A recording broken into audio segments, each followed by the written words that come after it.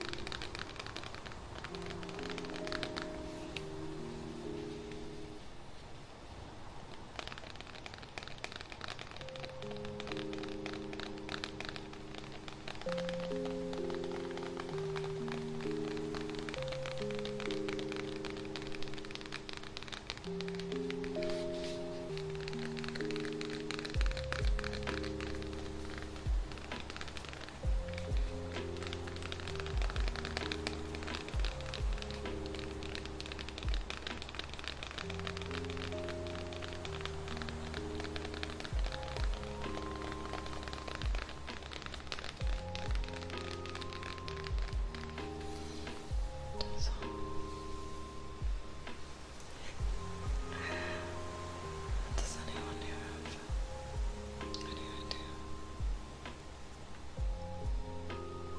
Thanks so much for the poop.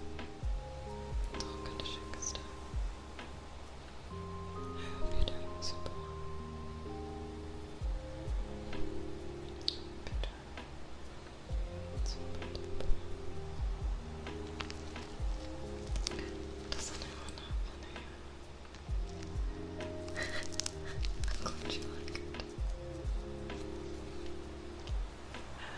Yeah, I used to have only one, but after a string of incidents, I decided to add one too.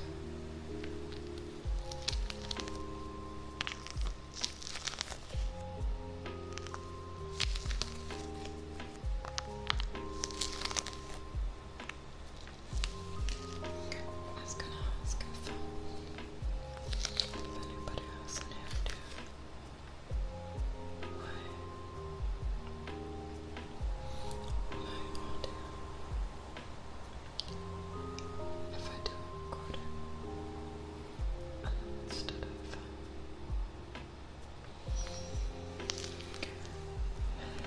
instead of saving to start and save stuff on it. Like when I start, my audio comes in by now. You know, you get the left and right.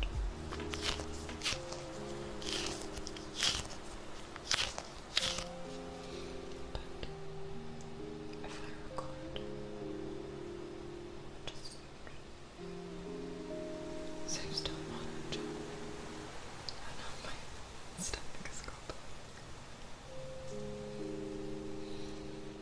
Yeah, and no pills.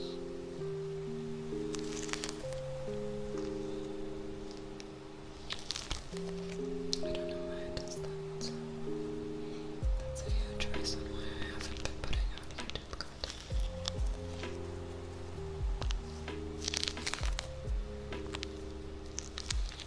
I'm glad you like it here.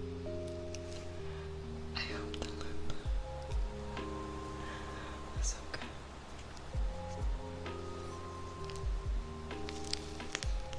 Originally I would play Bubblegum. I got a lot of their songs, but apparently some Bubblegum songs are not public domain and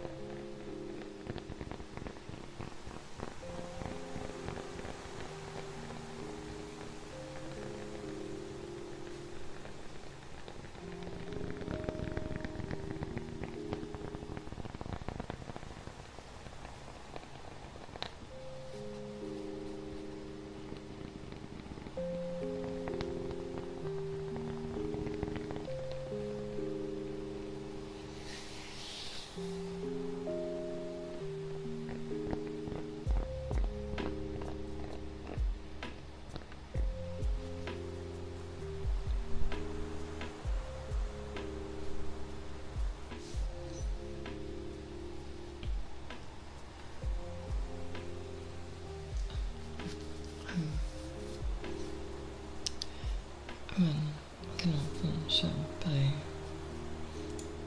reading embedded down.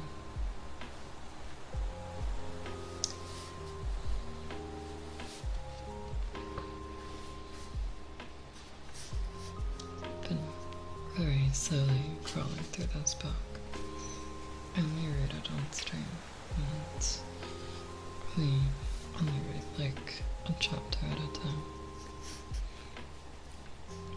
But I think it's pretty nice to be able to like do a slow crawl through a book.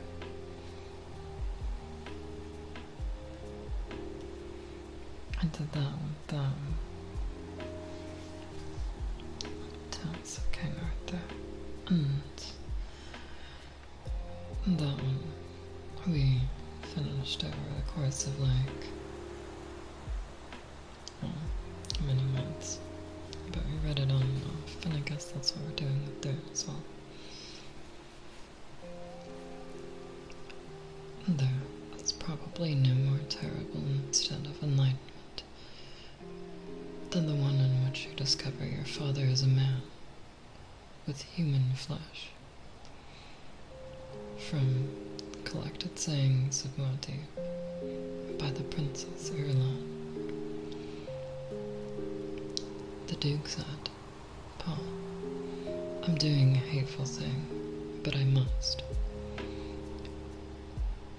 He stood beside the portable poison snooper that had been brought into the conference room for their breakfast. The thing's sensor arms hung limply over the table, reminding Paul of some weird insect newly dead. The Duke's attention was directed out the windows at the landing field and its roiling of dust against the morning sky. Paul had a viewer in front of him, containing a short film clip on Freeman religious practices. The clip had been compiled by one of Hawat's experts, and Paul found himself disturbed by the references to himself. Mahdi, Lisan al-Ghaib. He could close his eyes and recall the shouts of the crowds.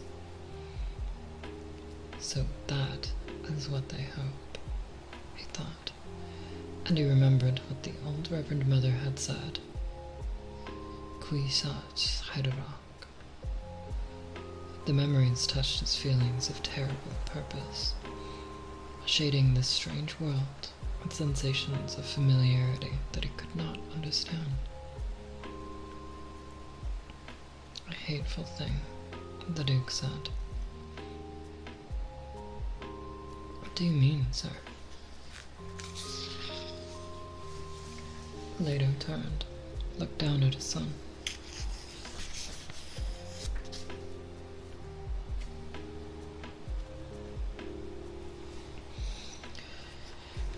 Because the Harkonnens think to trick me by making me distrust your mother. They don't know that I'd sooner distrust myself.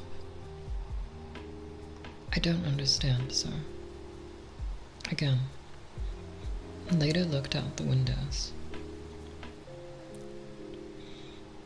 The white sun was well up into the morning quadrant. Milky light picked out of a boiling dust clouds and spilled over into the blind canyons, interfringing the shield wall. Welcome, Dre. Happy New Year. 今年もよろしくお願いします。新年のおめでとう。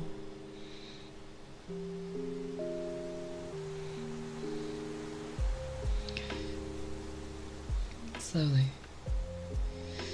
speaking in a slow voice to contain his anger, the Duke explained to Paul about the mysterious note. You might just as well mistrust me.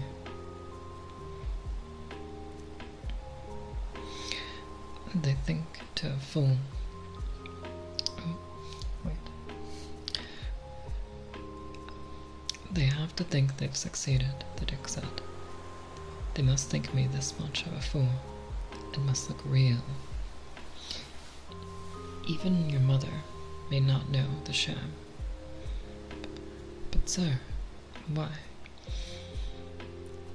Your mother's response must not be an act. Oh, she's capable of a supreme act. But too much rides on this. I hope to smoke out a traitor. It must seem that I've been completely cozened. She must be hurt. But she does not suffer greater hurt. Why do you tell me, father? Maybe I'll give it away. They'll not watch you in this thing, the Duke said. You'll keep the secret. You must. He walked to the windows, spoke without turning. This way, if anything should happen to me, you can tell her the truth, that I never doubted her, not for the smallest instant. I should want her to know this. Paul recognized the death thoughts in his father's words, spoke quickly. Nothing's going to happen to you, sir. Hey, Reen. Good to see you. Be doing super well. Be silent, son. Paul stared at his father's back, seeing the fatigue on the angle of the neck, the line of the shoulders, and the slow movements. You're just tired, father. I am tired, the Duke agreed. I'm morally tired. The man would call a degeneration of the great houses has afflicted me at last, perhaps. And we were such a strong people once. Paul spoke in quick anger. Our house hasn't degenerated, hasn't it? The Duke turned, faced his son, revealing dark circles beneath hard eyes, a cynical twist of the mouth. I should wed your mother, make her my duchess. Young, my unwedded state gives some houses hope. They may yet ally with me through their marriageable daughters. He shrugged. So Mother has explained this to me. Nothing wins more loyalty for a leader than an air of bravura. I therefore cultivate an air of bravura. You lead well, Paul protested. You govern well. Men follow you, willingly, and love you. My propaganda course is one of the finest, the Duke said. Again, he turned to stare out at the basin. There's greater possibility for us here in Arrakis than the Imperium could ever suspect. And yet sometimes, I think it'd have been better if we'd run for it, gone renegade. Sometimes I wish we could sink back into anonymity among the people, become less exposed to Father. Yes, I am tired. One sec. Let's change the info.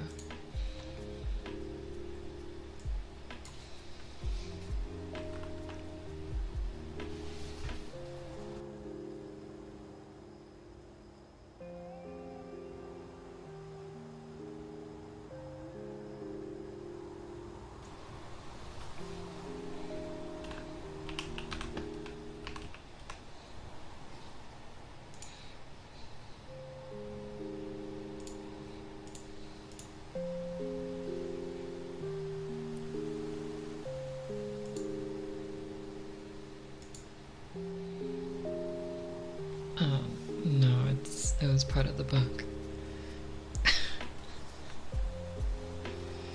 Yes, I am tired, the Duke said. Did you know we're using spice residue as raw material and already have our own factory to manufacture film base? So, we mustn't run short of film base, the Duke said. Else, how could we flood village and city with our information? The people must learn how well I governed them. How would they know if we didn't tell them?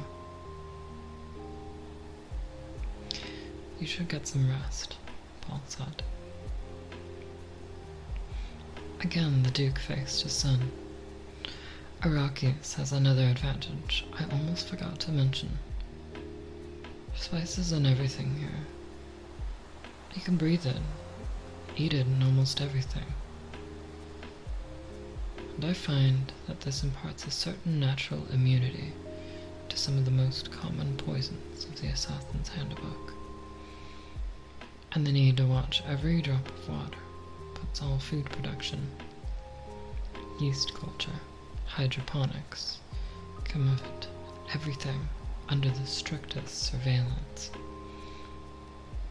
We cannot kill off large segments of our population with poison, and we cannot be attacked this way either. Arrakis makes us moral, ethical.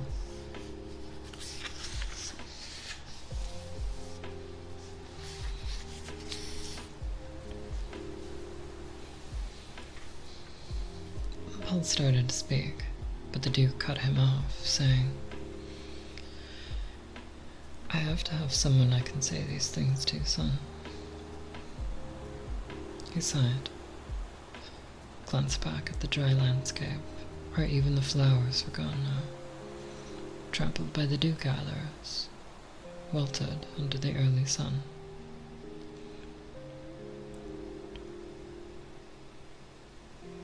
On Caladan, we ruled with sea and air power, the Duke said. My stomach's grumbling.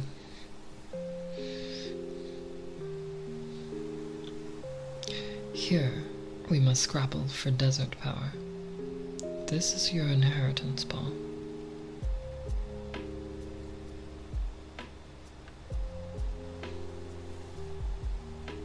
Flipping the page sounds good.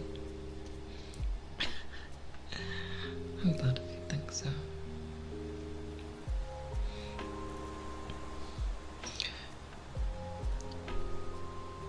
What is to become of you if anything happens to me? You'll not be a renegade house, but a guerrilla house, running, hunted.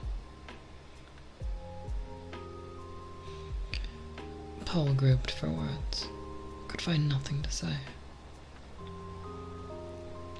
He had never seen his father this despondent. To hold Arrakis, the Duke said, one is faced with decisions that may cost one his self-respect.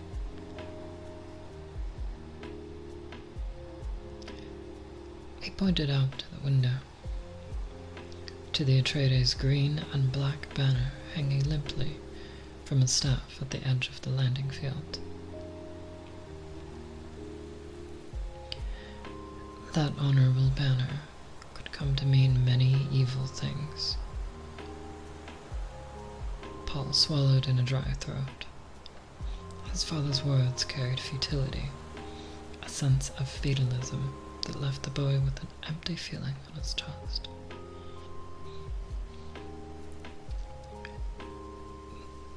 The Duke took an anti-fatigue tablet from a pocket, gulped it, dry. Power and fear, he said, the tools of statecraft. I must order new emphasis on guerrilla training for you. That film clip there? They call you Mahdi Lisan al-Ghaib. As a last resort, you might capitalize on that. Paul stared at his father, watching the shoulders straighten as the tablet did its work, but remembering the words of fear and doubt.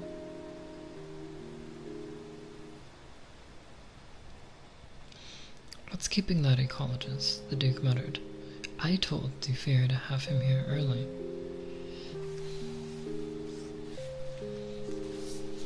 Usually I only read one chapter at a time, but that one's pretty short. Let's do one more.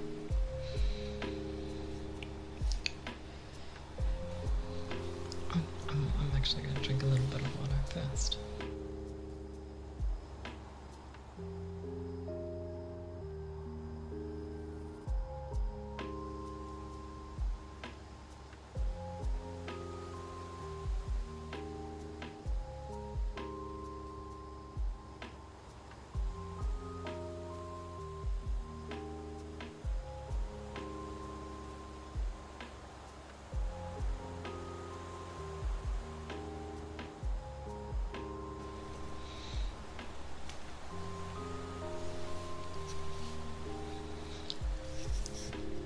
My father, the Padishah Emperor, took me by the hand one day, and I sensed in the ways my mother had taught me that he was disturbed. He led me down the hall of portraits to the ego-likeness of the Duke Leto and Atreides. I marked the strong resemblance between them. My father and this man in the portrait, both with thin, elegant faces and sharp features, dominated by cold eyes. "Princess daughter," my father said. "I would that you'd been older when it came time for this man to choose a woman."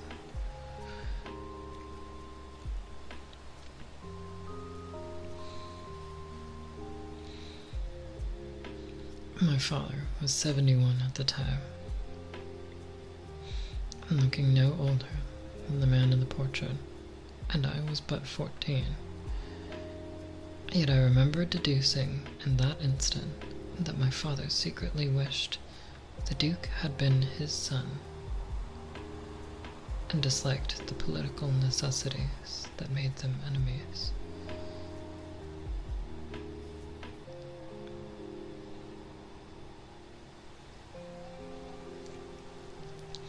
From in my father's house, by the Princess Irulan.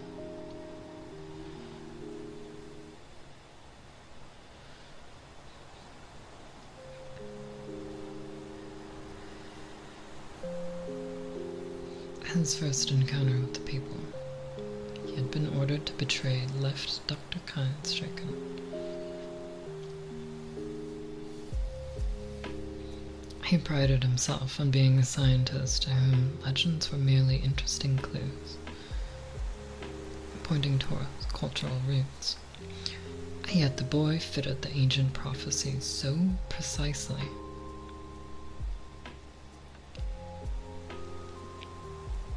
He had the questing eyes and the air of reserved candor. Of course, the prophecy left certain latitude as to whether the Mother Goddess would bring the Messiah with her, or produce him on the scene. Still, there was this odd correspondence between prediction and persons.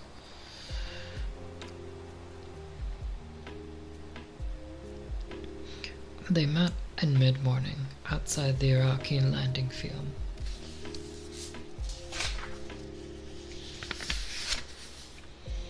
For the administration building.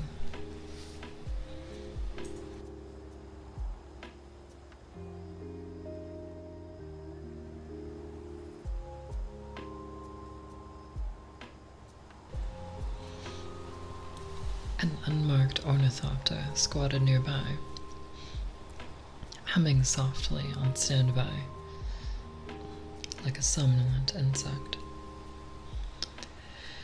And Atreides' guard stood beside it, with bared sword, and the faint air distortion of a shield around him.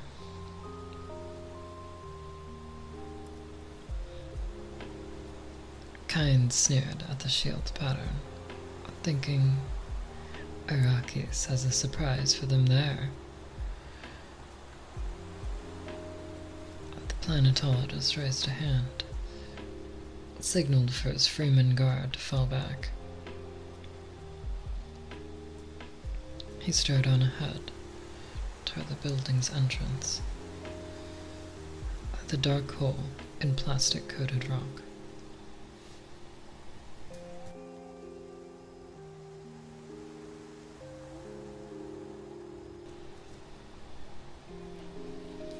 And so exposed, that monolithic building, he thought. So much less suitable than a cave. A movement within the entrance caught his attention. He stopped, taking the moment to adjust his robe and the set of his stealth suit at the left shoulder.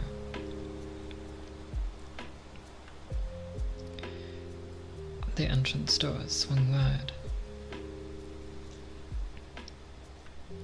Atreides' guards emerged swiftly, all of them heavily armed. Slow pellet stunners, swords, shields. Behind them came a tall man, hawk-faced, dark of skin and hair. He wore a juba cloak with Atreides' crest at the breast, and wore it in a way that betrayed his unfamiliarity with the garment. It clung to the legs of his stealth suit on one side. It lacked a free swinging, striding rhythm. Beside the man walked a youth with the same dark hair, but rounder in the face. The youth seemed small for the 15 years Kynes knew him to have. But the young body carried a sense of command, a poised assurance, as though he saw and knew things all around him that were not visible to others. And he wore the same cloak style as his father, yet with casual ease that made one think the boy had always worn such clothing.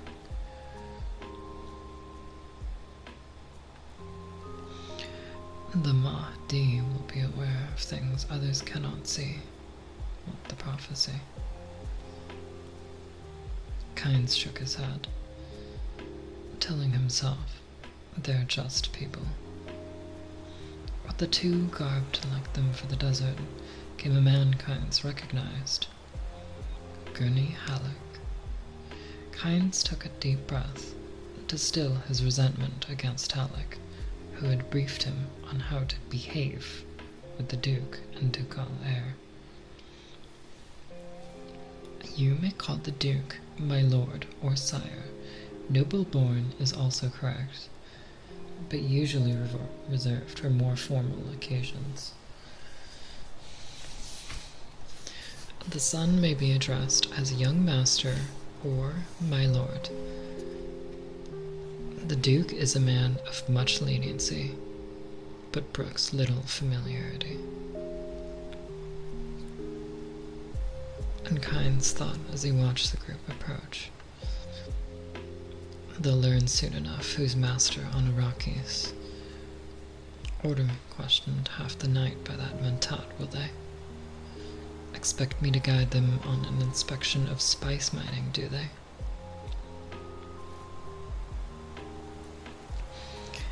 The import of Hoat's questions had not escaped Kynes. They wanted the Imperial bases, and it was obvious they learned of the bases from Idaho.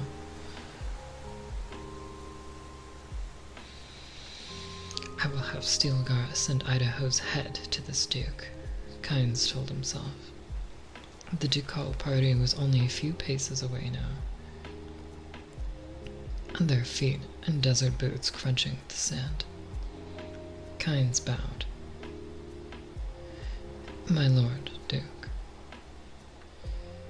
As he approached the solitary figure standing near the ornithopter, Leto had steadied him. Tall, thin, dressed for the desert in loose robe, steel suit, and low boots. The man's hood was thrown back, its veil hanging to one side, revealing long, sandy hair, a sparse beard. The eyes were that fathomless blue within blue, under thick brows. Remains of dark stains smudged his eye sockets. "You're the ecologist," the Duke said. "We prefer the old title here, my lord," Kyne said. "Planetologist." "As you wish," the Duke said. He glanced down at Paul.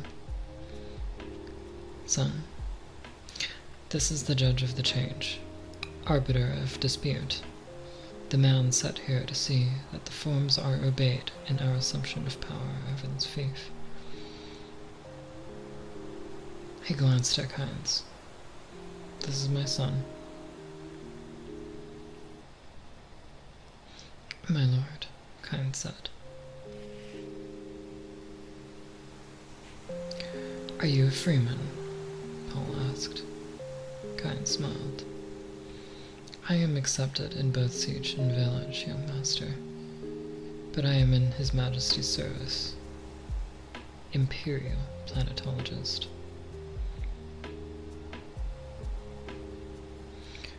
Paul nodded, impressed by the man's air of strength. Halleck had pointed Kynes out to Paul from an upper window of the administration building. The man standing there with the Freeman escort, the one moving now toward the ornithopter.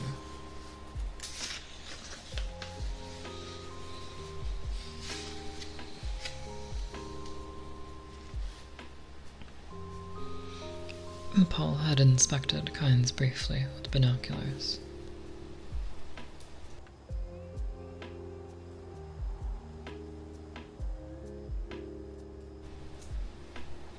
Noting the prim, straight mouth, the high forehead. Halleck had spoken in Paul's ear. Odd sort of fellow. Has a precise way of speaking. Clipped off, no funny edges. Razor apt. And the Duke behind them had said, scientist type. Now, only a few feet from the man, Paul sensed the power in Kynes, the impact of personality, as though he were blood royal, born to command. "I understand we have you to thank for our still suits and these cloaks," the Duke said. "I hope they fit well, my lord," Kynes said. "They're of Freeman make, and as near as possible the dimensions given me by your man Halleck here."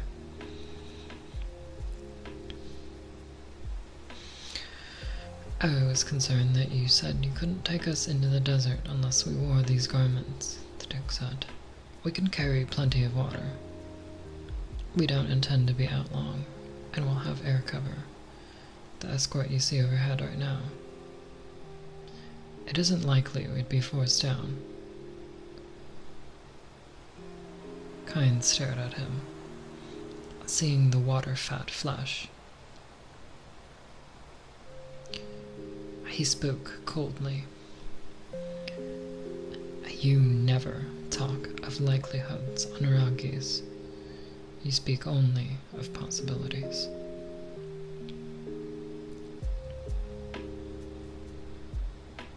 Halleck stiffened. "The Duke is to be addressed as my lord or sire." Leto gave Halleck their private hand signal to desist, said, "Our ways are new here, Gurney. We must make allowances, as you wish, sire." "We are indebted to you, Dr. Kynes," Leto said. "These suits and the consideration for our welfare will be remembered." On impulse, Paul called to mind a quotation from the OC Bible. It said, "The gift is the blessing of the giver." The words rang out over loud in the still air.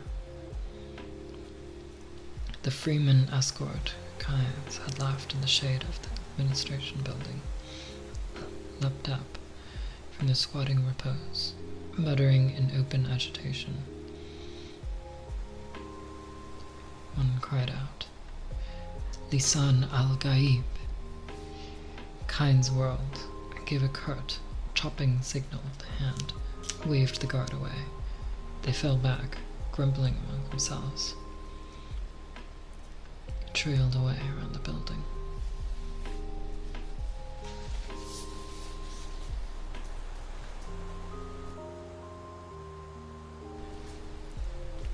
Most interesting, Leda said. Kynes passed a hard glare over the Duke and Paul. Most of the desert natives here are a superstitious lot. Pay no attention to them. They mean no harm. But he thought of the words of the legend. They will greet you with holy words, and your gifts will be a blessing.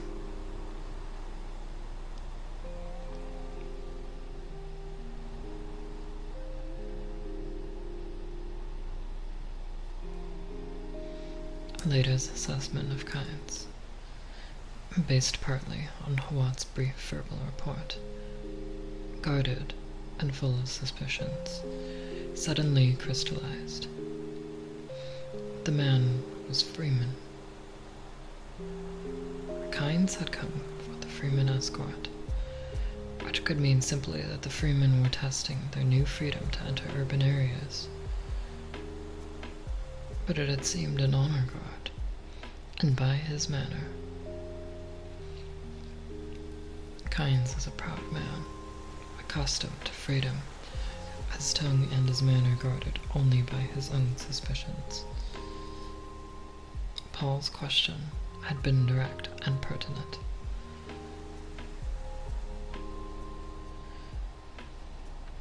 Kynes had gone native.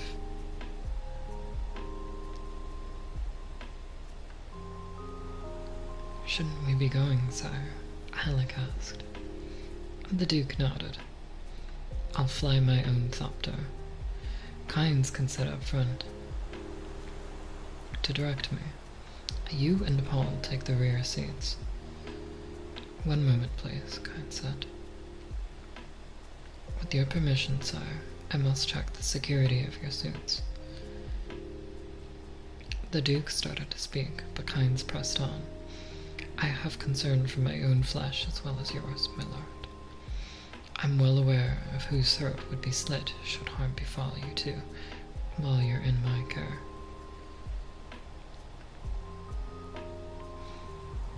The Duke frowned, thinking, how delicate this moment. If I refuse, it may offend him. And this man, his value to me could be beyond measure. Yet, to let him inside my shield, touching my person when I know so little about him. The thoughts flicked through his mind with decision hard on their heels. "We're in your hands," the Duke said. He stepped forward, opening his robe. Saw Halleck come up on the balls of his feet, poised and alert, but remaining where he was. "And if you'd be so kind..."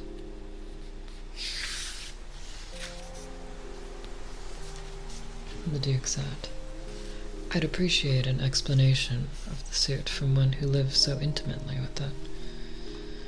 "Certainly," Kynes said. He felt up under the robe for the shoulder seals, speaking as he examined the suit. "It's basically a micro sandwich. A high-efficiency filter and a heat exchange system." He adjusted the shoulder seals. The skin's contact layer is porous. Respiration passes through it, having cooled the body. A near normal evaporation process.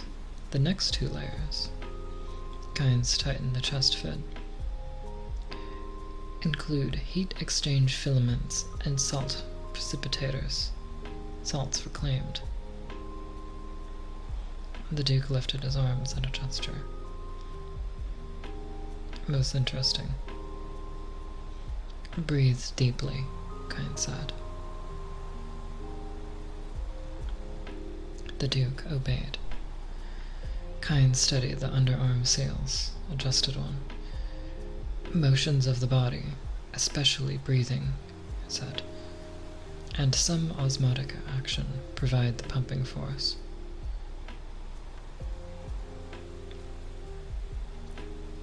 He loosened the chest. Fit slightly. Reclaimed water circulates to catch pockets from which you draw it through this tube in the clip at your neck. The Duke twisted his chin in to look down at the end of the tube. Efficient and convenient, he said. Good engineering. Kind's nods, examining the leg seals. Urine and feces are processed in the thigh pads, he said, and stood up. Felt the neck fitting, lifted a sectioned flap there. In the open desert, you wear this filter across your face, this tube in the nostrils, with these plugs to ensure a tight fit. Breathe in through the mouth filter, out through the nose tube.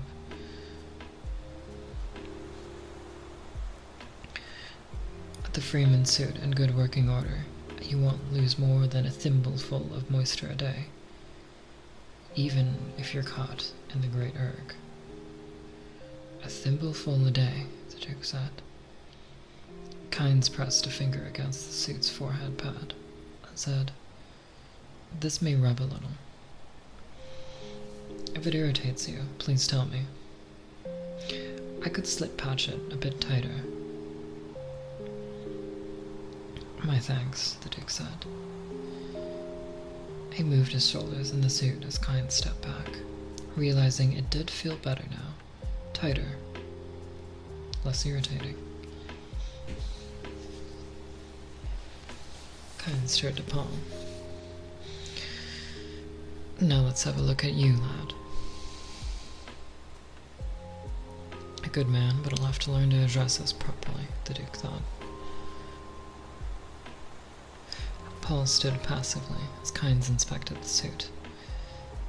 It had been an odd sensation putting on the crinkling, slick-surfaced garment.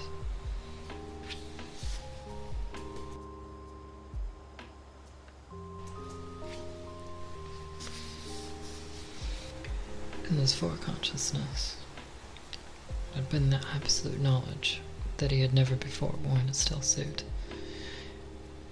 "Hey, Joe. Good to see you. Hope you're doing super well." Yet each motion of adjusting the adhesion tabs under Gurney's inexpert guidance had seemed natural, instinctive. Only had tightened the chest to gain maximum pumping action from the motion of breathing. He had known what he did and why. When he had fitted the neck and forehead tabs tightly, he had known it was to prevent friction blisters. Kynes straightened, stepped back with a puzzled expression. "You've worn a steel suit before?" he asked. "This is the first time." "Then someone adjusted it for you?"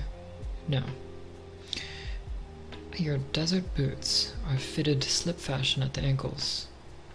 Who told you to do that?" "It seemed the right way." "That it most certainly is." Kynes rubbed his cheek, thinking of the legend. "He shall know your ways, as though born to them." "We waste time," the Duke said. He gestured to the waiting Thopter, led the way, accepting the guard's salute with a nod.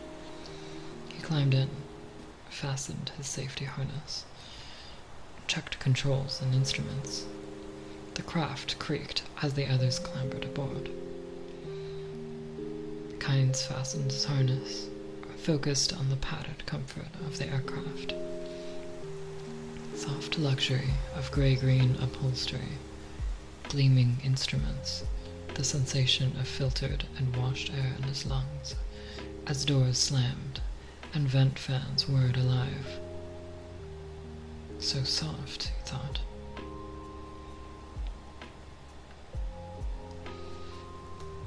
All secure, sire, Halleck said.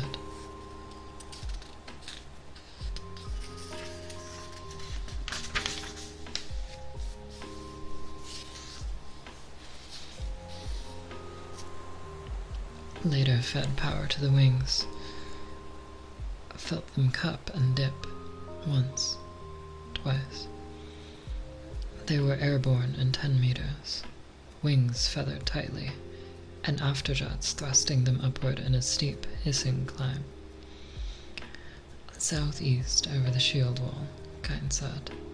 That's where I told your Sandmaster to concentrate his equipment. Right. The Duke banked under his air cover, the other craft taking up their guard positions as they headed southwest.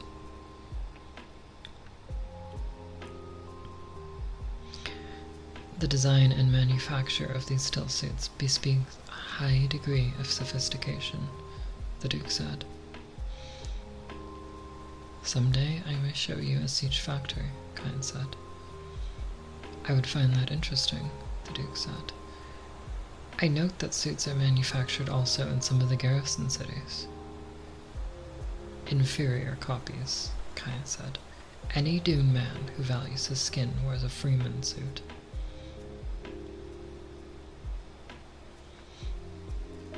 And it'll hold your water loss to a thimbleful a day. Properly suited, forehead cap tight, all seals in order. Your major water loss is through the palms of your hands, Kynes said. You can wear suit gloves if you're not using your hands for critical work, but most freemen in the open desert rub their hands with juice from the leaves of the creosote bush.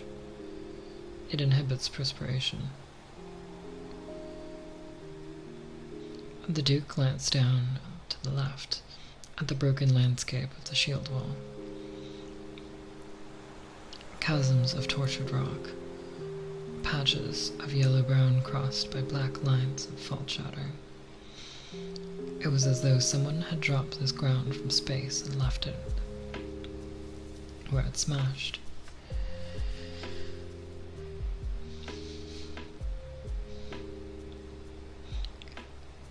They crossed a shallow basin with a clear outline of gray sand, spreading across it from a canyon opening to the south. The sand fingers ran out into the basin, a dry delta outlined against darker rock. Kynes sat back, thinking about the water-fat flesh he had felt beneath the still suits. They wore shield belts over their robes, slow pellet stunners at the waist, coin-sized emergency transmitters and cords around their necks. Both the Duke and his son carried knives in wrist sheaths, and the sheaths appeared well worn.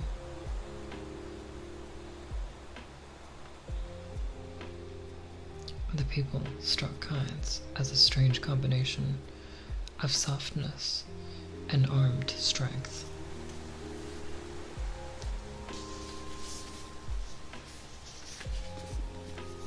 There was a poise to them, totally unlike the Harkonnens. When you report to the Emperor on the change of government here, will you say we observe the rules? Leda asked. He glanced at Kynes. Back to their course. The Harkonnens left. You came, Kynes said. And is everything as it should be? Leda asked. A momentary tension showed in the tightening of a muscle along Kyne's jaw.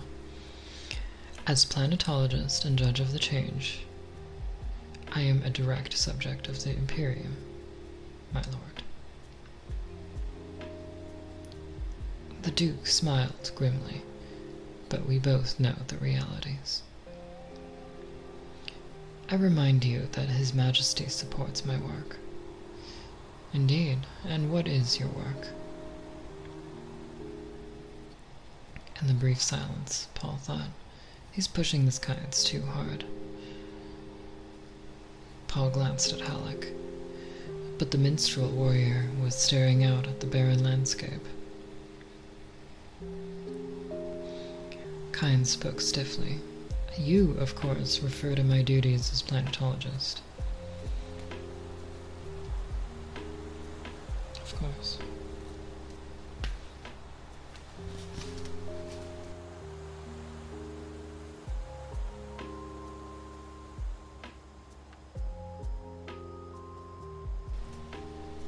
It is mostly dryland biology and botany.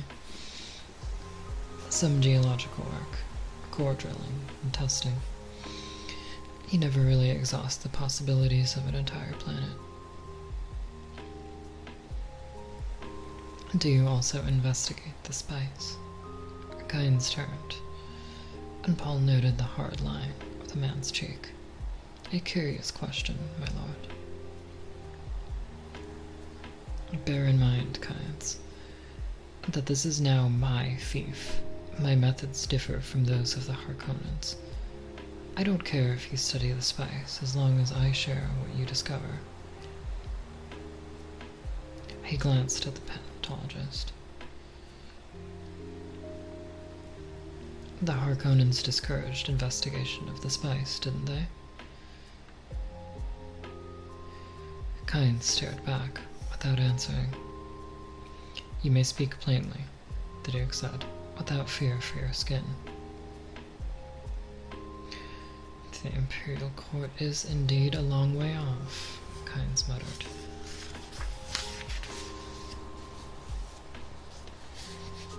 And he thought, what does this water-soft invader expect? Does he think me fool enough to enlist with him?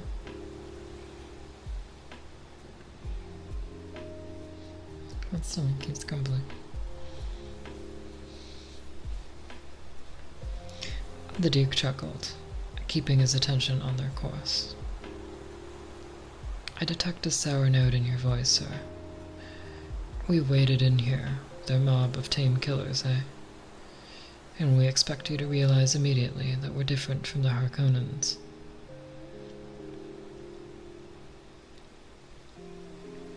I've seen the propaganda you flooded into Siege and Village, Kynes said.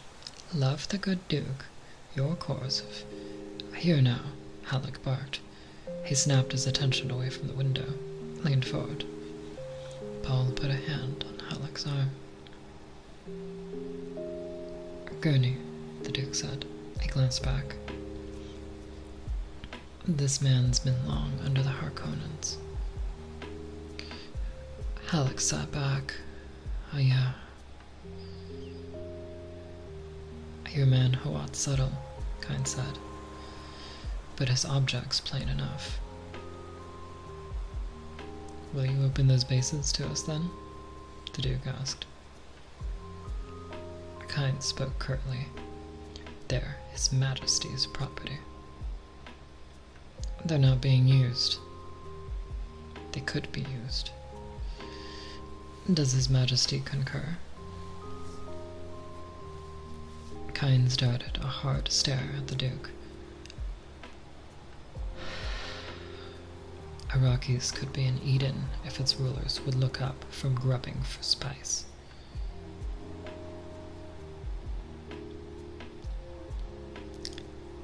He didn't answer my question, the Duke thought, and he said, how is a planet to become an Eden without money?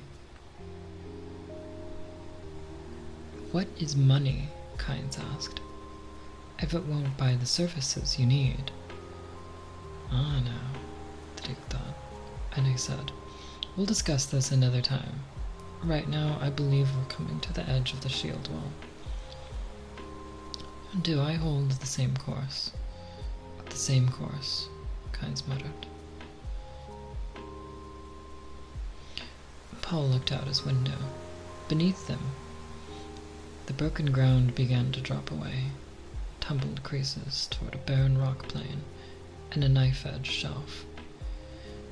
Beyond the shelf, fingernail crescents of dunes marched toward the horizon, with here and there in the distance a dull smudge.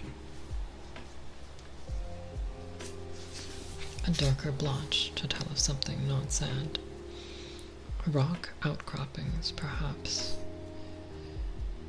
And the heat-addled air. Paul couldn't be sure. Are there any plants down there? Paul asked. Some, Kynes said.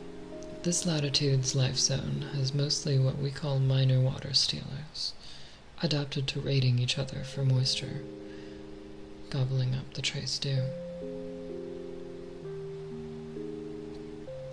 Some parts of the desert teem with life, but all of it has learned how to survive under these rigors.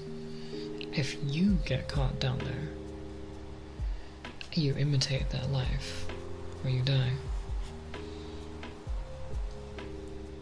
You mean steal water from each other? Paul asked. The idea outraged him, and his voice betrayed that emotion. It's done, Kynes said. But that wasn't precisely my meaning. You see, my climate demands a special attitude toward water. Thank you for the boop. And welcome to Shikistan. I hope you're doing super well. Yeah, we're reading Dune.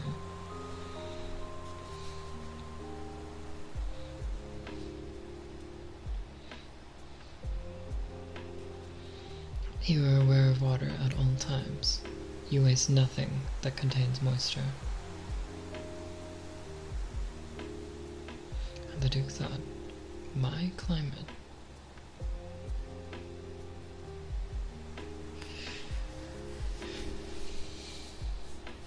Come around 2 degrees more southerly, my lord, Kynes said.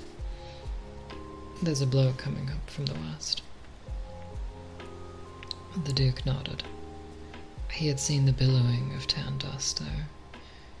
He banked the thopter around, noting the way the escort's wings reflected milky orange from the dust-refracted light as they turned to keep pace with him. This should clear the storm's edge, Kynes said. That sand must be dangerous if you fly into it, Paul said. Will it really cut the strongest metals?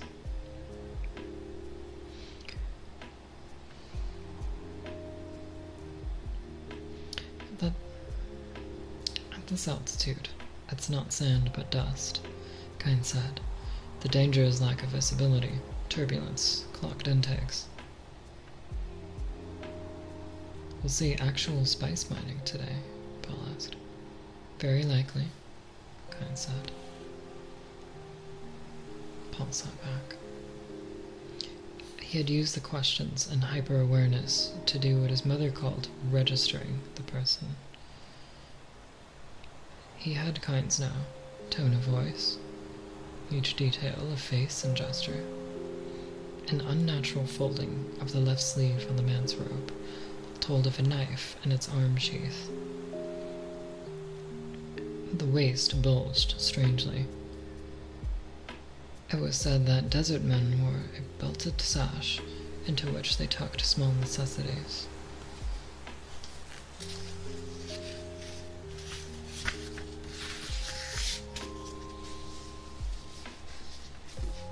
Perhaps the bulges in such a sash. Certainly not a concealed shield belt. A copper pin engraved with the likeness of a hare clasped the neck of Kynes' robe. Another, smaller pin, with similar likeness, hung at the corner of the hood which was thrown back over his shoulders. Halleck twisted in the seat beside Paul.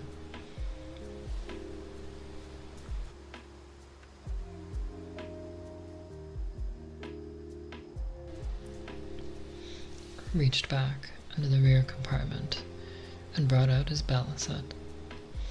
Kynes looked around as Halleck tuned the instrument, and then returned his attention to their course.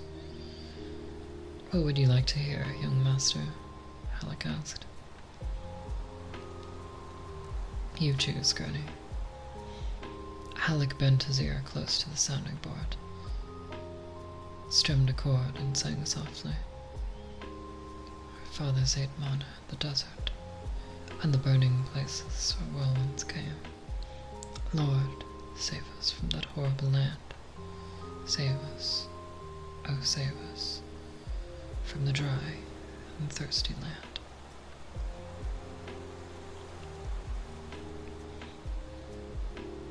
Kynes glanced at the Duke, said, "You do travel with the light complement of guards, my lord. Are all of them such men of many talents?" "Gurney," the Duke chuckled. "Gurney's one of a kind. I like him with me for his eyes. His eyes miss very little." The planetologist frowned. Without missing a beat in his tune, Halleck interposed. "For I am like an owl of the desert, oh. I'm like an owl of the desert." The Duke reached down, brought up a microphone from the instrument panel, thumbed it to life, said, "Leader to escort Gimma. Flying object at 9 o'clock, Sector B. Do you identify it?" "It's merely a bird," Kynes said, nodded. "You have sharp eyes."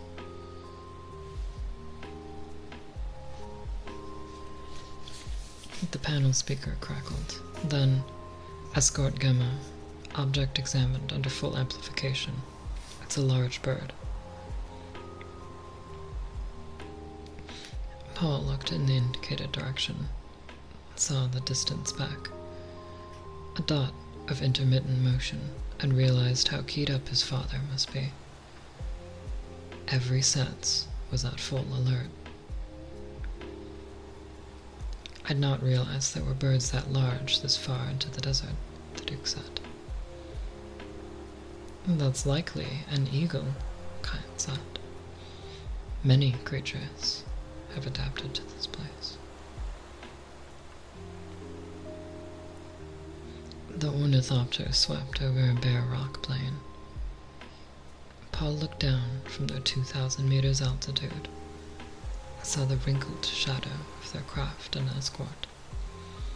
The land beneath seemed flat, but shadow wrinkles said otherwise. "Has anyone ever walked out of the desert?" the Duke asked. Halleck's music stopped. He leaned forward to catch the answer. "Not from the deep desert," Kynes said. "Men have walked out of the second zone several times. They've survived by crossing the rock areas where worms seldom go."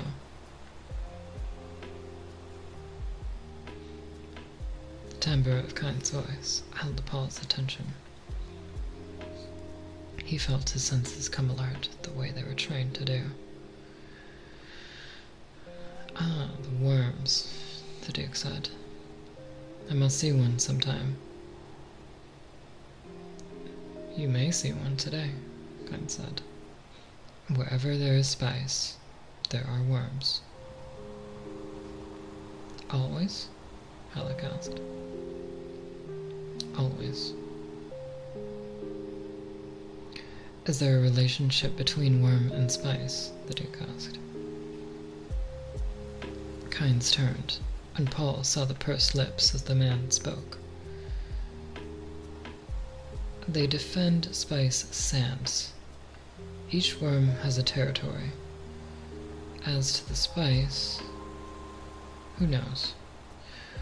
Worm specimens we've examined lead us to suspect complicated chemical interchanges within them. We find traces of hydrochloric acid in the ducts. More complicated acid forms elsewhere. I'll give you my monograph on the subject.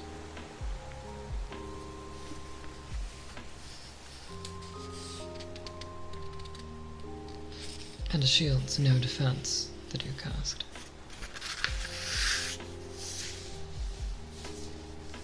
Shields, Kine sneered. Activate a shield within the worm zone and you seal your fate. Worms ignore territory lines, come from far around to attack a shield. No man wearing a shield has ever survived such attack. How are worms taken then? High voltage electrical shock applied separately to each ring segment is the only known way of killing and preserving an entire worm.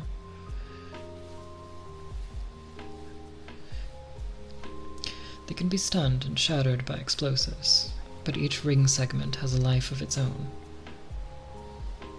Barring atomics, I know of no explosive powerful enough to destroy a large worm entirely. They're incredibly tough. Why hasn't an effort been made to wipe them out? Paul asked. Too expensive, Kine said. Too much area to cover.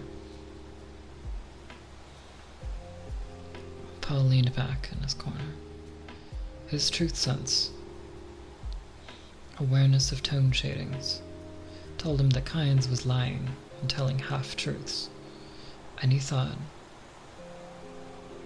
if there's a relationship between spice and worms, killing the worms would destroy the spice.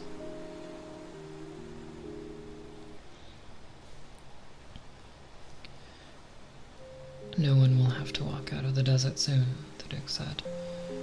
Trip these little transmitters at our neck and rescue's on the way. All our workers will be wearing them before long. We're setting up a special rescue service. Very commendable, Kine said. Your tone says you don't agree, the Duke said. Agree? Of course I agree, but it won't be much use. Static electricity from sandworms masks out many signals. Transmitters short out. They've been tried here before, you know. Iraqis is tough on equipment, and if a worm's hunting you, there's not much time. Frequently, you have no more than 15 or 20 minutes.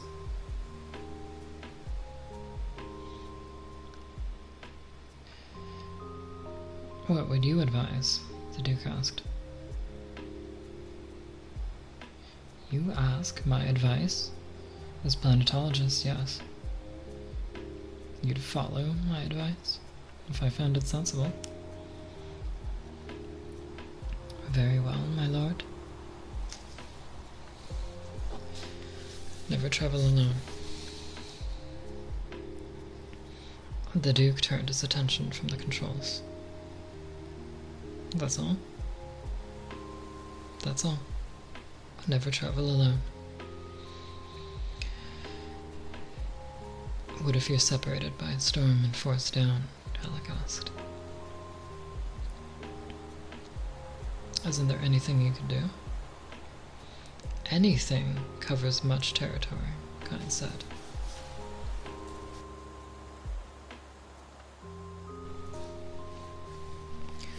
What would you do? Paul asked. Kynes turned a hard stare at the boy, brought his attention back to the Duke. I'd remember to protect the integrity of my stillsuit. If I were outside the worm zone or in rock, I'd stay with the ship. If I were down in open sand, I'd get away from the ship as fast as I could.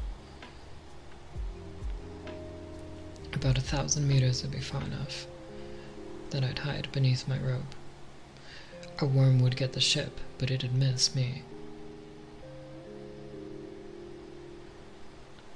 Then what? Halleck asked. Kynes shrugged.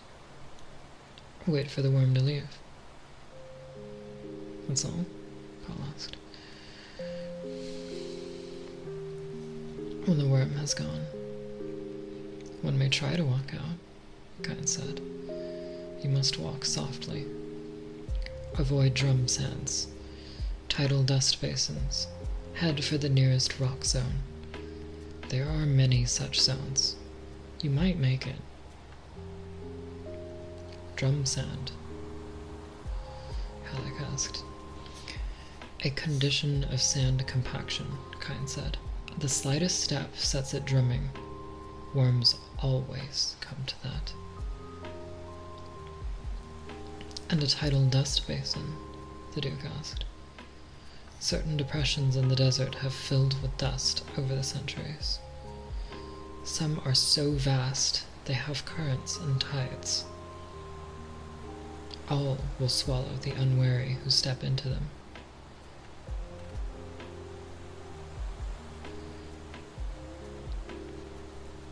Halleck sat back, resumed strumming the bell set. Presently he sang, Wild beasts of the desert hunt here, waiting for the innocents to pass. Nor tempt not the gods of the desert, lest you seek lonely epitaph.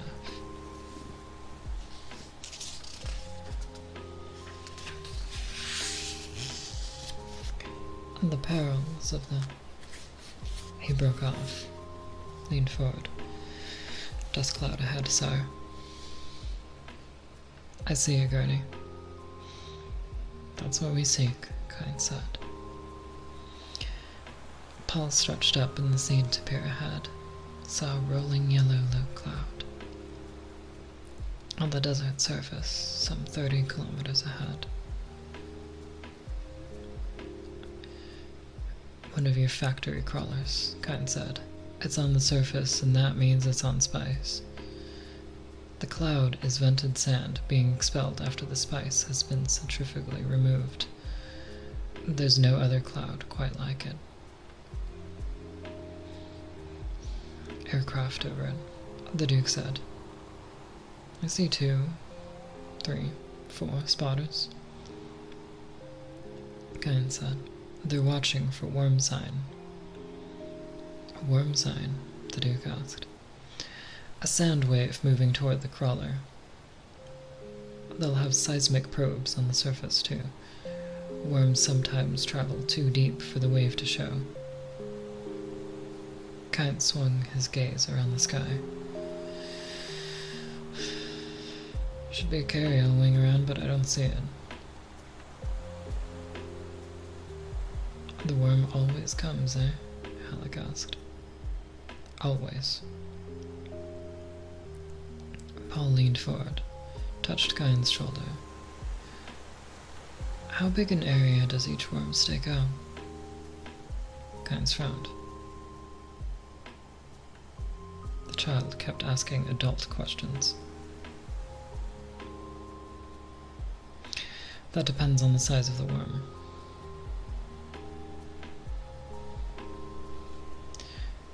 What's the variation? The Duke asked. Big ones may control 300 or 400 square kilometers. Small ones... He broke off as the Duke kicked on the jet brakes. The ship bucked as its tail pods whispered to silence. Step wings elongated, cupped to the air. The craft became a full thopter as the Duke banked it, holding the wings to a gentle beat, pointing with his left hand off to the east beyond the factory crawler. Is that worm sign? Kynes leaned across the Duke to peer into the distance. Paul and Halleck were crowded together, looking in the same direction, and Paul noted that their escort, caught by the sudden maneuver, had surged ahead, but was now curving back. The factory crawler lay ahead of them, still some 3 kilometers away. Where the Duke pointed, crescent dune tracks spread shadow ripples toward the horizon, and walking through them as a level line stretching into the distance came an elongated mount in motion, encrusting sand.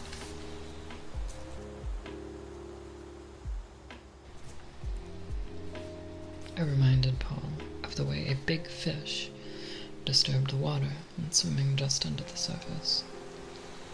Worm, Kyne said. Big one.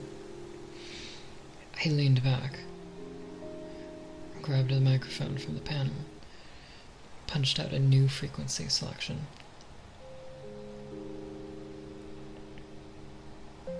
Glancing at the grid chart on the rollers over their heads, he spoke into the microphone. Calling crawler at Delta Ajax Niner. Worm sign warning. Crawler at Delta Ajax Niner. Worm sign warning. Acknowledge, please. He waited. The panel speaker emitted static crackles, then a voice. Who calls Delta Ajax Niner? Over. They seem pretty calm about it, Halleck said. Kyne spoke into the microphone. Unlisted flight. North and east of you about 3 kilometers. Worm sign is on intercept course. Your position, estimated contact 25 minutes. Another voice rumbled from the speaker. This is spotter control. Sighting confirmed. Stand by for contact fix. There was a pause, then. Contact in 26 minutes minus. That was a sharp estimate. Who's on that unlisted flight? Over. Halleck had his harness off and searched forward between Kynes and the Duke. Is this the regular working frequency, Kynes? Yes, why? Who'd be listening? Just the work crews in the area. Cuts down interference. Again, the speaker crackled then. This is Delta Ajax Niner. Who gets bonus credit for that spot? Over.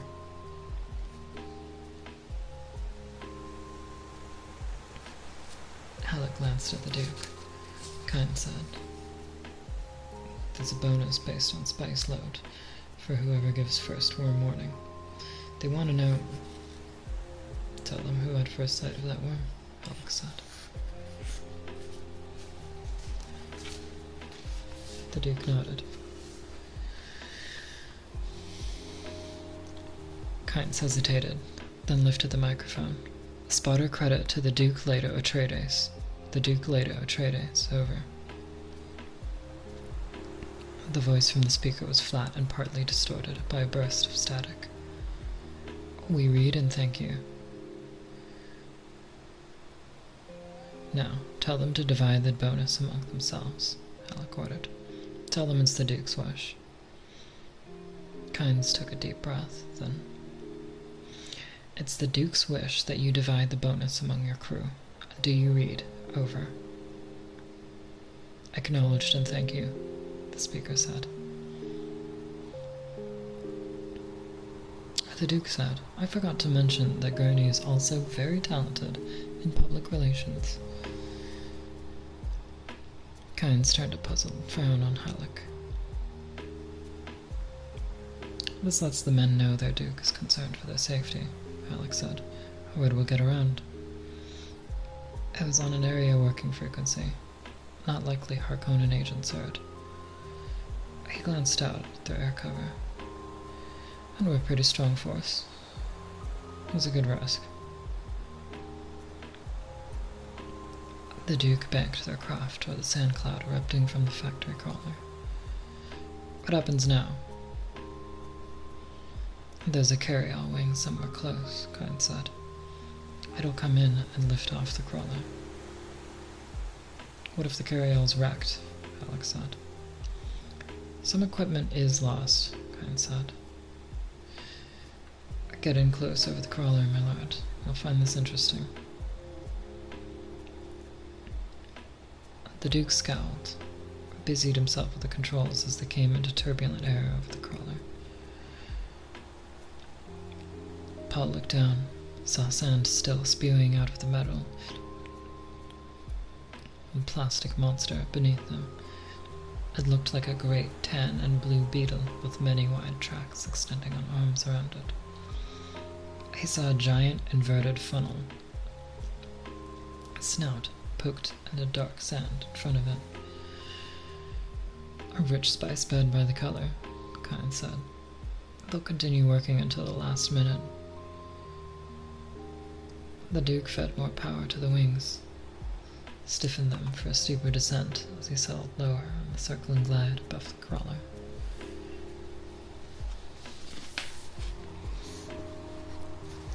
A glance left and right showed his cover holding altitude and circling overhead. Paul steadied the yellow cloud belching from the crawler's pipe vents, and looked out over the desert, the approaching worm track. Shouldn't we be hearing them call on the carryall? Alec asked. They usually have the wing on a different frequency, Kyle said. Shouldn't they have 2 carryalls standing by for every crawler? The Duke asked. There should be 26 men on that machine down there, not to mention the cost of the equipment. Kine said. You don't have enough He broke off as the speaker erupted with an angry voice. Any of you see the wing? He isn't answering.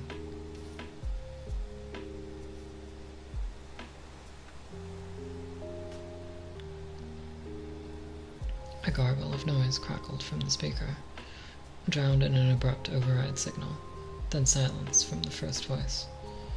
Report by the numbers, over. This is spotter control. Last I saw, the wing was pretty high and circling off northwest. I don't see him now, over. Spotter 1, negative, over. Spotter 2, negative, over. Spotter 3, negative, over. Silence. The Duke looked down. His own craft's shadow was just passing over the crawler. Only 4 spotters, is that right? Correct, Kine said. There are 5 in our party, the Duke said. Our ships are larger. We can crowd in 3 extra each. Their spotters ought to be able to lift off 2 each. Paul did the mental arithmetic, said. That's 3 short. Why don't they have 2 carryalls to each crawler? Barked the Duke. You don't have enough extra equipment, Kine said. All the more reason we should protect what we have. Where could that carryall go? Alec asked.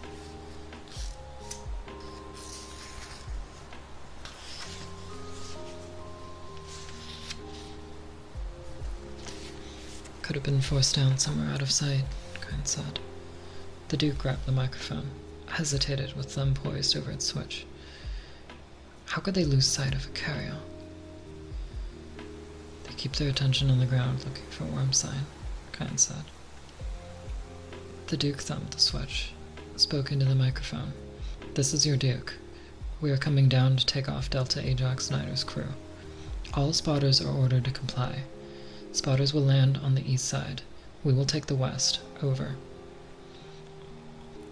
He reached down, punched out his own command frequency, repeated the order for his own air cover, handed the microphone back to Kynes. Kynes returned to the working frequency, and a voice blasted from the speaker. Almost a full load of spice. We have almost a full load. We can't leave that for a damned worm, over. Damn the spice, the Duke barked. He grabbed back to the microphone said, We can always get more spice.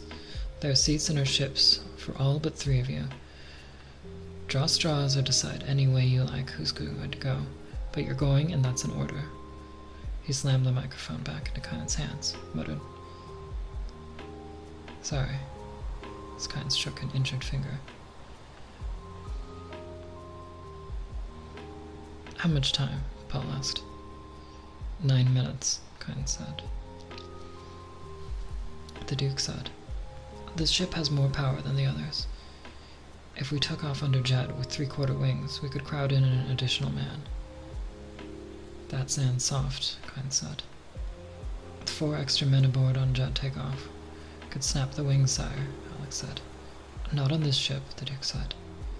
He hauled back on the controls as the Thopter glided and beside the crawler. The wings tipped up, braked the Thopter to a skidding stop within 20 meters of the factory. The crawler was silent now. No sand spouting from its vents. Only a faint mechanical rumble issued from it, becoming more audible as the Duke opened his door. Immediately, their nostrils were assailed by the odor of cinnamon, heavy and pungent. The loud flapping. The spotter aircraft glided down the sand on the other side of the crawler. The Duke's own escort swooped in to land in line with him. Paul, looking out at the factory, saw how all the Thopters were dwarfed by it, gnats beside a warrior beetle. Gurney, you and Paul toss out that rear seat, the Duke said. He manually cranked the wings out to 3/4, set their angle, cracked the jet controls. Why the devil aren't they coming out of that machine? They're hoping the carry-all will show up, Kyne said. They still have a few minutes. He glanced off to the east.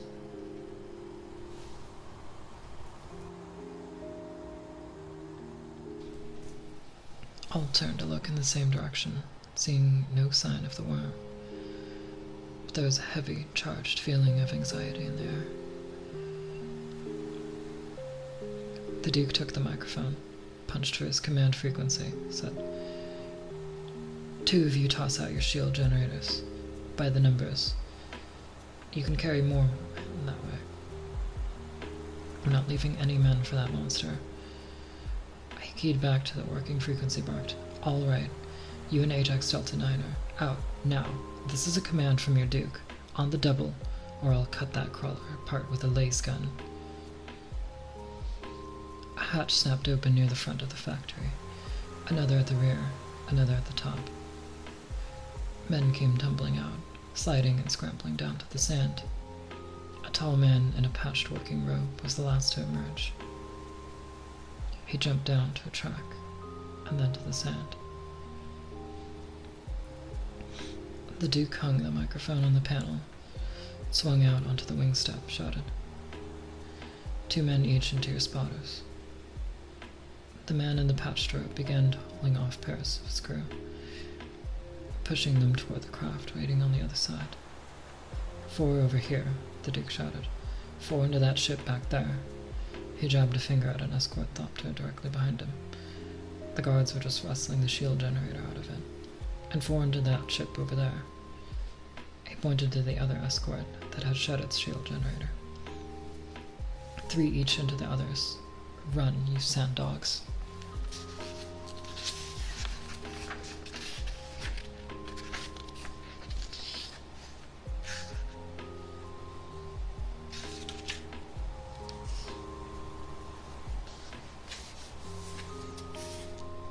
The tall man finished counting off his crew, came slogging across the sand, followed by 3 of his companions. I hear the worm, but I can't see it, Kyne said. The others heard it then, an abrasive slithering, distant and growling louder. Damn sloppy way to operate, the Duke muttered. Aircraft began flapping off the sand around them. It reminded the Duke of a time in his home planet's jungles. A sudden emergence into a clearing, a carrion bird lifting away the carcass of a wild ox. The spice workers slogged up to the side of the Thopter, started climbing in behind the Duke. Halleck helped, dragging them into the rear.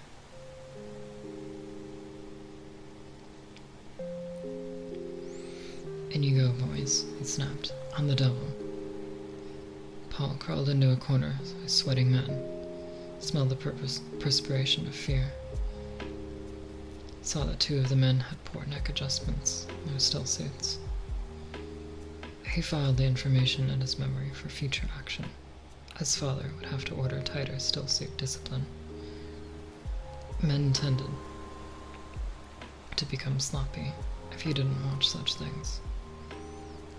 The last man came gasping into the rear, said the worm. It's almost on us. Blast off. The Duke slid into his seat, frowning. We still have almost 3 minutes on the original contact estimate. Is that right, guys?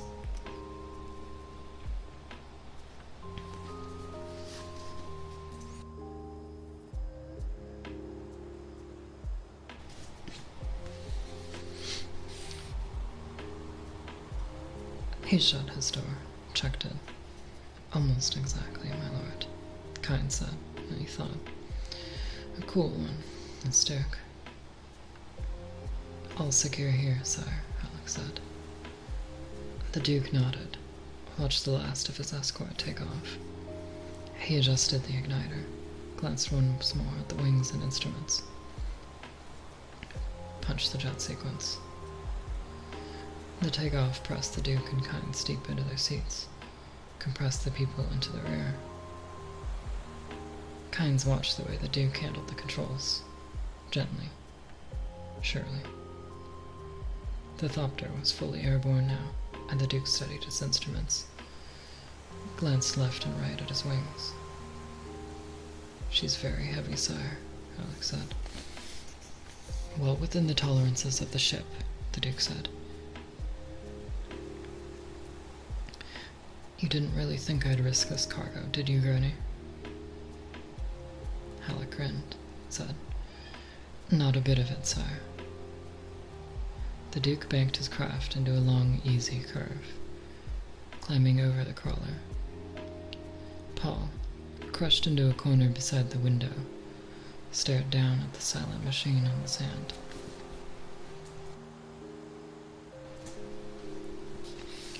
The worm sign had broken off about 400 meters from the crawler. And now there appeared to be turbulence in the sand around the factory. The worm is now beneath the crawler, Kyne said. You are about to witness a thing few have seen. Flecks of dust shadowed the sand around the crawler now. The big machine began to tip down to the right. A gigantic sand whirlpool began forming there to the right of the crawler. It moved faster and faster. Sand and dust filled the air now for hundreds of meters around. Then they saw it. A wide hole emerged from the sand. Sunlight flashed from glistening white spokes within it.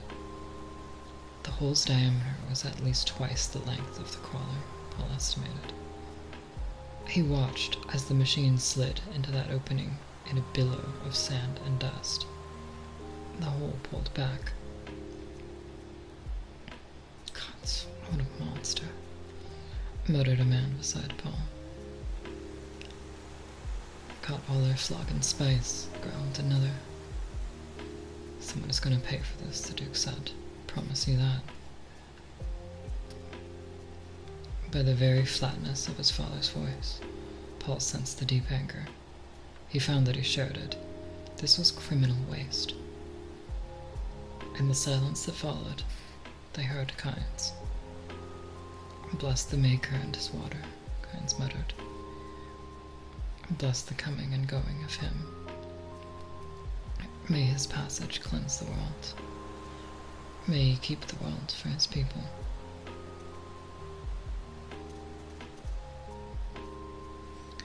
What's that you're saying? The Duke asked. But Kynes remained silent. Paul glanced at the men crowded around him. They were staring fearfully at the back of Kynes' head. One of them whispered, Leave it.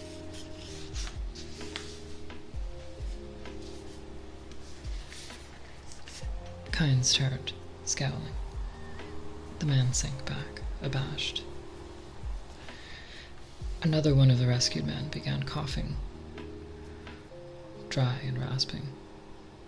Presently he gasped, Curse this hellhole. The tall dune man, who had come last out of the crawler, said, Be you still, Cos. You but worsen your cough.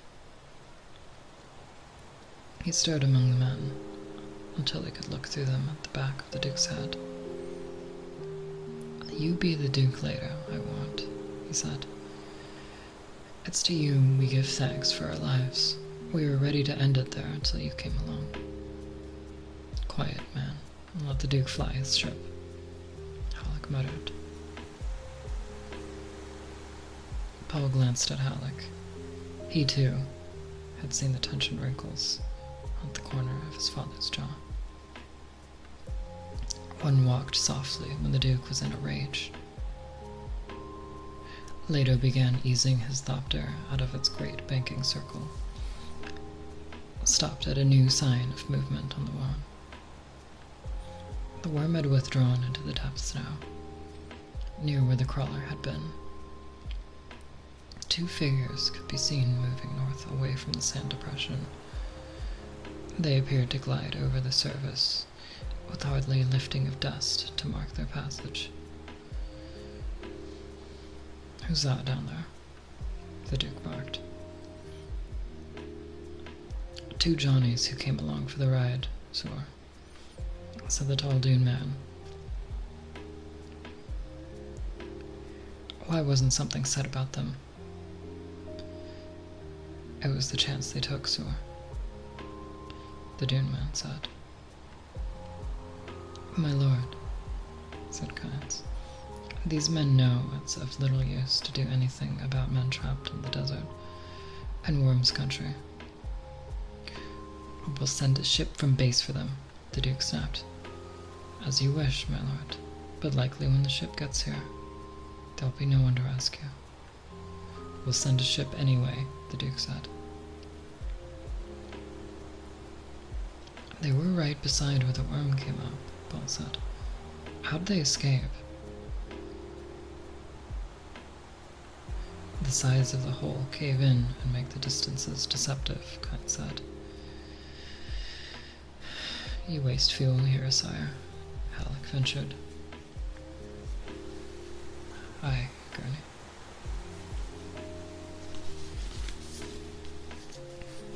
The Duke brought his craft around toward the shield wall.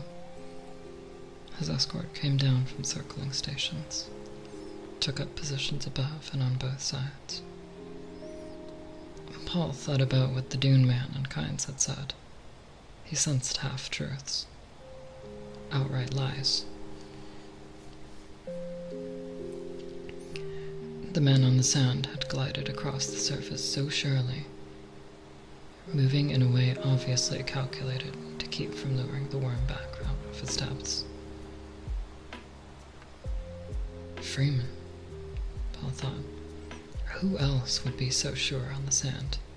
Who else might be left out of your worries as a matter of course, because they're in no danger? They know how to live there. They know how to outwit the worm. What were Freeman doing on that crawler? Paul asked. Kynes whirled.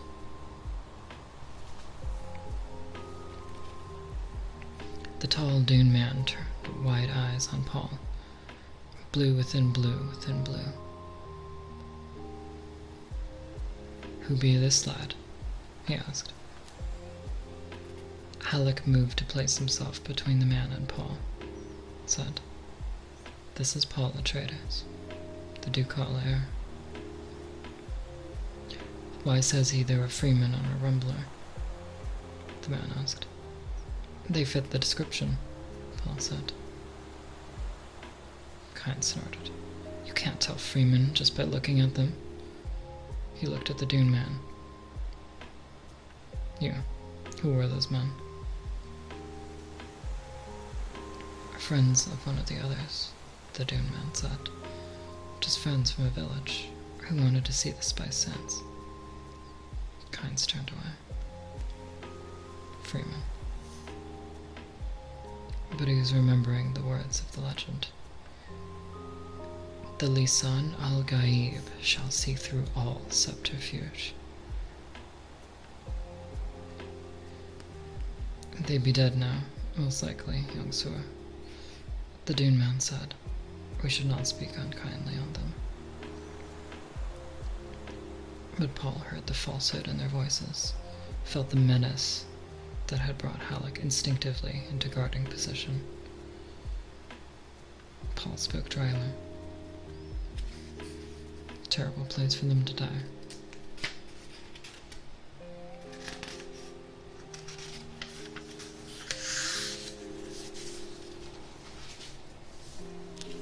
Without warning, Cain said, when God hath ordained a creature to die in a particular place, he causeth that creature's wants to direct him to that place.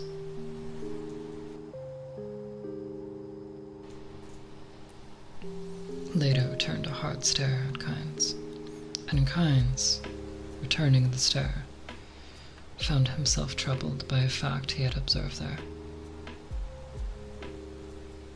This duke was concerned more over the men than he was over the spice. He risked his own life and that of his son to save the men. He passed off the loss of his spice crawler with a gesture. The threat to the men's lives had him in a rage. A leader such as that would command fanatic loyalty. He would be difficult to defeat. Against his own will and all previous judgments, Kynes admitted to himself, I like this duke.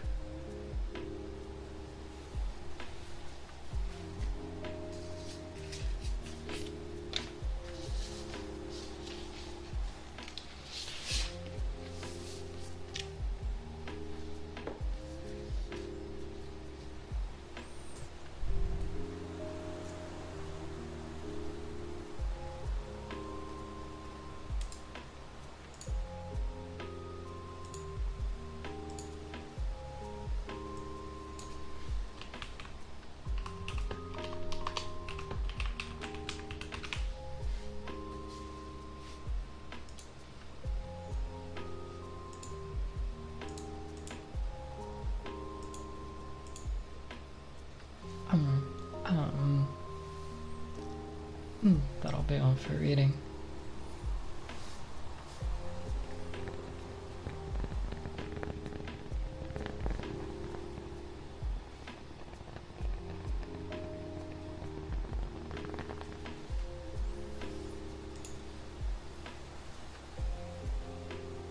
Let's see. I'm gonna read.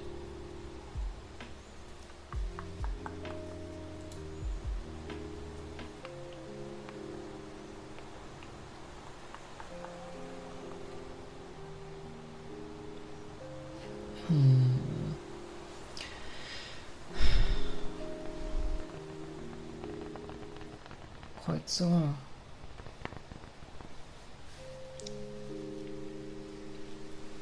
Shirake. Okay, 見つけた。私かな。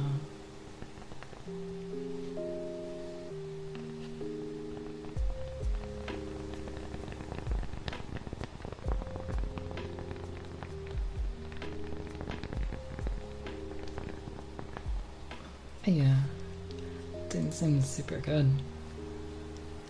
I'm really liking it so far. The writing style, the world building, the depth of the characters, and the sense of difference in perspective and approach. The characters have a depth that's implied just by the way that they interact with things. And environments too, and culture. There's implications of depth. Everything feels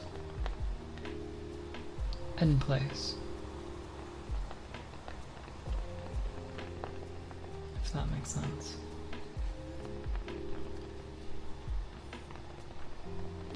A world that's full and breathing, and that has a sense of long having been so, rather than a bunch of props and mannequins set up on a stage, as so many things are written.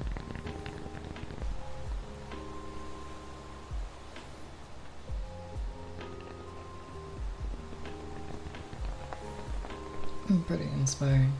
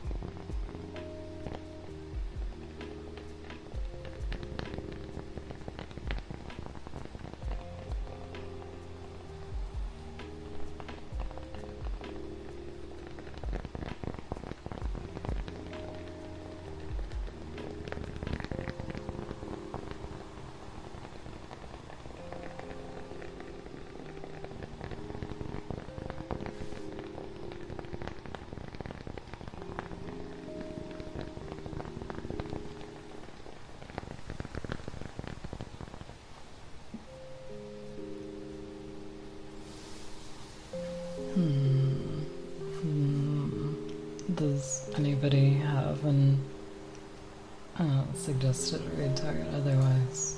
I see this person. We'll see. Maybe I can do this. Oh, it's gonna be like a kind of annoying sound, sorry. Wait. Yeah, we'll just do out the annoying sound.